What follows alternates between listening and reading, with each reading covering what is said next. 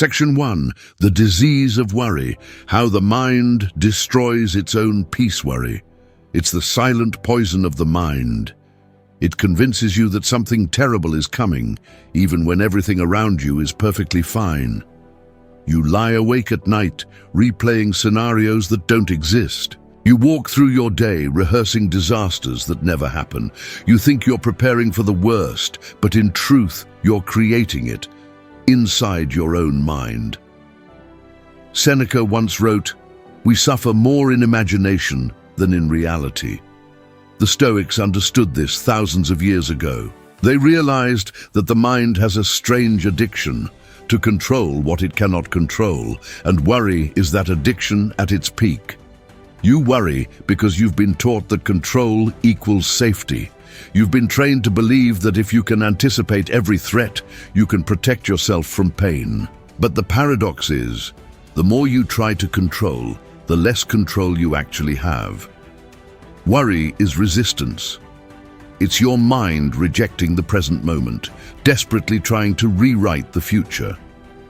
But the future isn't written by your fears, it's written by your focus. You see, life has an order, a sacred rhythm that flows, whether you fight it or not. When you worry, you step out of that rhythm. You begin trying to push the river instead of letting it carry you.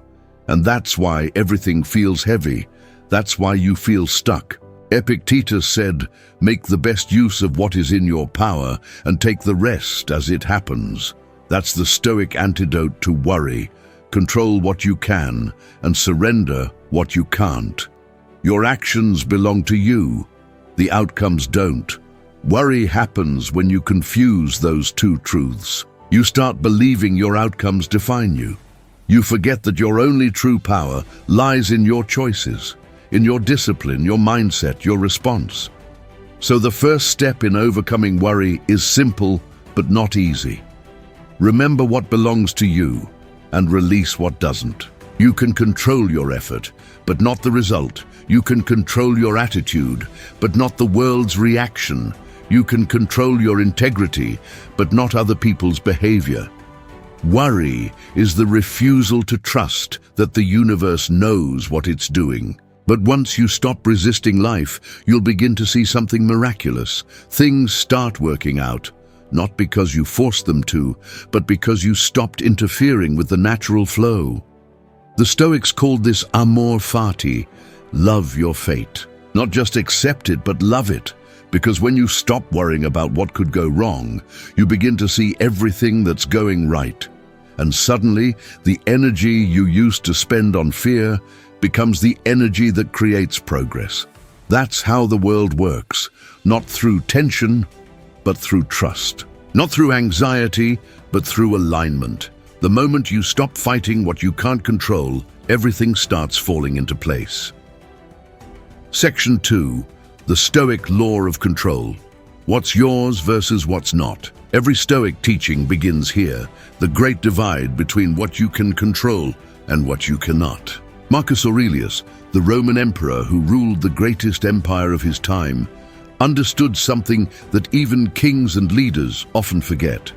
No matter how powerful you are, you control only one thing: yourself, your thoughts, your actions, your character.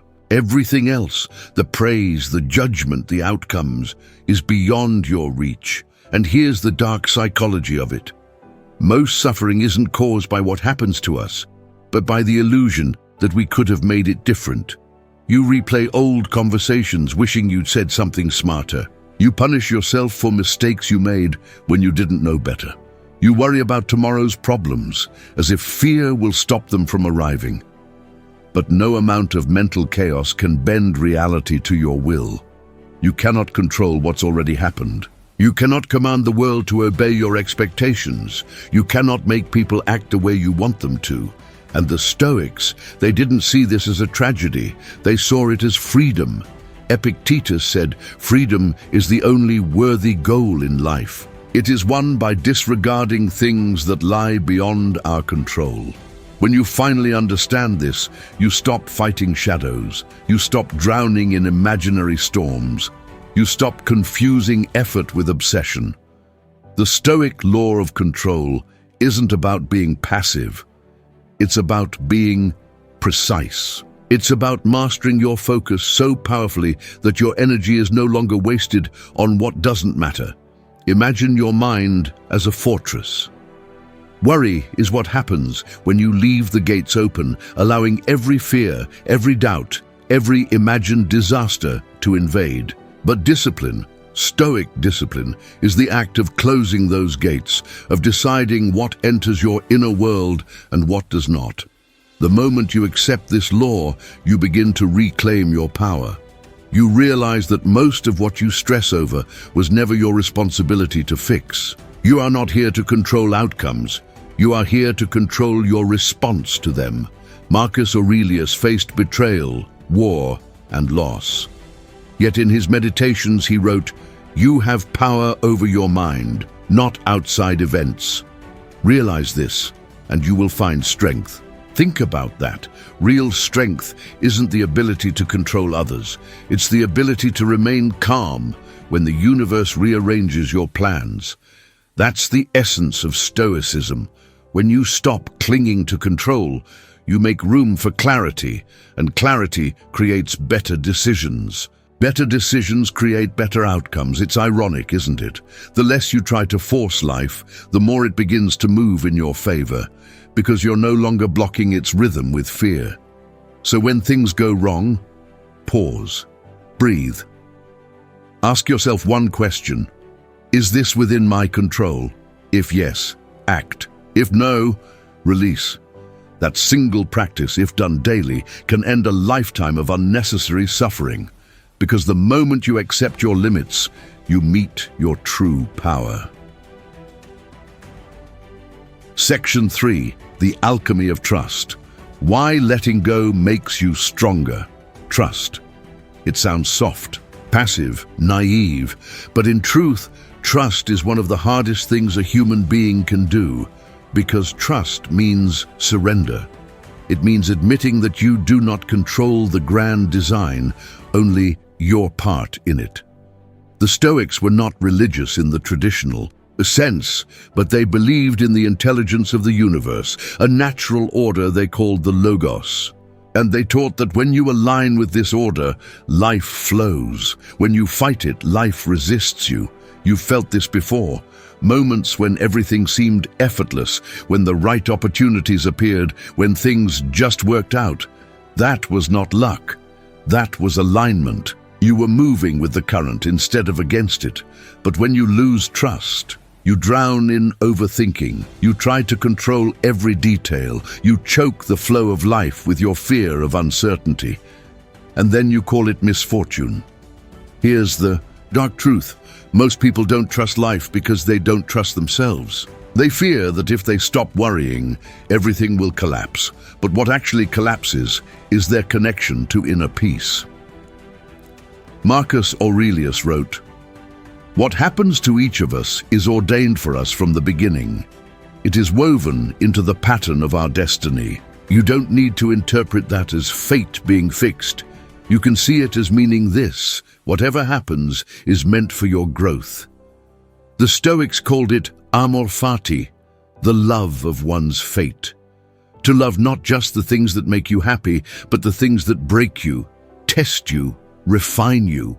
Every failure, every heartbreak, every closed door, it was not chaos, it was construction. Life was teaching you, shaping you, removing what you didn't need to reveal what you were always meant to be. So when you trust the process, you are not giving up control. You are choosing the only control that matters, your faith in the order of things. It's not weakness to trust, it's strength, because it requires the courage to walk without knowing the full path. It demands patience in an impatient world. It demands presence in the face of uncertainty. The modern mind is obsessed with how. How will I succeed? How will I fix this? How will I survive? But the Stoic mind asks only, what can I do right now that aligns with virtue and reason? The rest, the timing, the results, the recognition, is none of your business. When you learn to let go of the how, you step into the calm of the now. And in that space, you become unstoppable, not because you force outcomes, but because you no longer fear them. The universe has a way of rewarding those who trust it. When you stop panicking, the right doors open. When you stop chasing, what's meant for you finds its way back. And when you stop worrying, you finally have the energy to notice the opportunities you once overlooked. Trust transforms chaos into clarity. It turns resistance into rhythm, and it turns a frantic life into a powerful one. Section 4. The Stoic. Technique for reclaiming inner peace. There is a reason the Stoics seemed unshakable, why they could lose wealth, status, and even loved ones, yet still remain calm, composed, and rational. It wasn't that they didn't feel pain, it's that they learned how to manage it. They practiced the art of inner detachment, and one of their most powerful tools for this was something called the view from above. Imagine this. You're standing on a mountain, looking down at the city below. From that height, everything that once consumed you, the arguments, the rejections, the failures, looks small, insignificant, temporary. Now zoom out even further. See your country, your planet, your solar system. You realize how absurd it is to let a single bad day destroy your peace in a universe so vast. This exercise wasn't meant to make you feel meaningless. It was meant to make your problems smaller and your perspective greater. Marcus Aurelius wrote in his Meditations, "You could leave life right now. Let that determine what you do and say and think." The Stoics constantly reminded themselves of mortality, not to be morbid, but to sharpen their gratitude. They called it memento mori. Remember that you must die. It's not a curse, it's clarity, because when you remember that life is short, you stop wasting energy on the things that don't matter. You stop fighting to be right and start fighting to be wise. You stop begging for validation and start honoring your own truth. This is the paradox of peace. The less you cling, the calmer you become, the calmer you become, the clearer your judgment, and the clearer your judgment, the stronger your decisions. But peace doesn't mean passivity. It's not about suppressing emotion, it's about mastering it. The Stoics felt everything: grief, anger, desire, loss. But they refused to become enslaved by those emotions. They understood that emotions are signals, not commands. When you're angry, the Stoic doesn't say, "Don't feel it." He says, "Observe it. Question it. Control your response." Because between stimulus and response lies the space where all your power lives. And in that space, you decide what kind of human you are going to be. If someone insults you, you can retaliate and descend to their level. Or you can rise above, proving that no one's words can disturb your peace. If you lose something you love, you can curse the world, or you can accept that everything you love was only ever borrowed from time. This is not coldness, it's wisdom. It's the ability to live fully without being destroyed by loss. Because here's the truth. You don't protect your peace by hiding from pain. You protect it by building strength within it. You face reality exactly as it is, and then you choose calm over chaos. That's what the Stoics called apatheia, not apathy, but emotional equilibrium. The mind so still that nothing external can disturb it for long. That's the real power, not to control life, but to remain unshaken by it. So next time the storm hits, don't ask, "Why me?" Ask instead, "What is this teaching me?" Every difficulty is a lesson in disguise, every loss, an invitation to grow stronger. And every moment of peace you create within yourself is proof that you are no longer a slave to fear. Section 5. The Stoic path to effortless success and flow. There comes a point in every seeker's journey when you stop chasing outcomes and start aligning with purpose. You stop forcing things, and somehow life begins to flow. The Stoics called this living according to nature, not nature as in forests and rivers, but your nature, the truth of who you are when the noise fades away, when you align your actions with reason, when you stop letting impulses dictate your destiny, you begin to move through life not as a victim of chaos, but as an architect of peace. This is what modern people call manifestation, but the Stoics called it something deeper, eudaimonia, the flourishing of the soul. When you act with discipline, when you speak with integrity, when you let go of what you can't control, something miraculous happens. You stop worrying, and everything starts to work out. You realize that struggle isn't a punishment, it's a purification. The fire that burns away illusion, revealing who you truly are underneath. Every rejection, every failure, every heartbreak wasn't the end of your path. It was the path, a test to see whether your faith in yourself was stronger than your need for comfort. And once you pass that test, life begins to cooperate with you. The right people show up. Opportunities seem to appear from nowhere. You act from peace, not from panic. That's the power of detachment. You no longer chase, you attract. You no longer beg, you command, because your energy no longer leaks.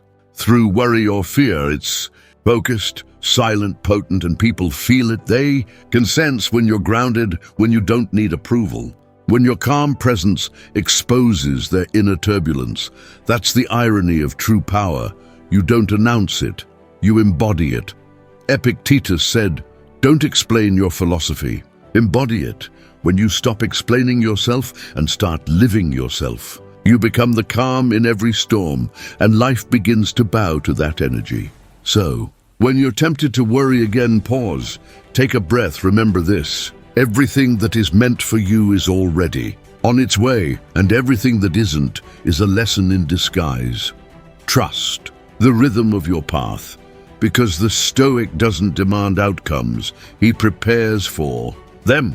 He doesn't hope for an easy life, he prepares for a resilient one, and in that preparation, in that deep inner calm, he finds freedom. Freedom from fear, freedom from control, freedom from the constant craving for things to be different. And when you reach that place, you realize you never needed to worry at all, because the universe was never against you. It was only waiting for you to stop resisting it. So stop worrying, let go, do your work, and then watch how everything begins to align perfectly. Because when your mind is still, the path reveals itself.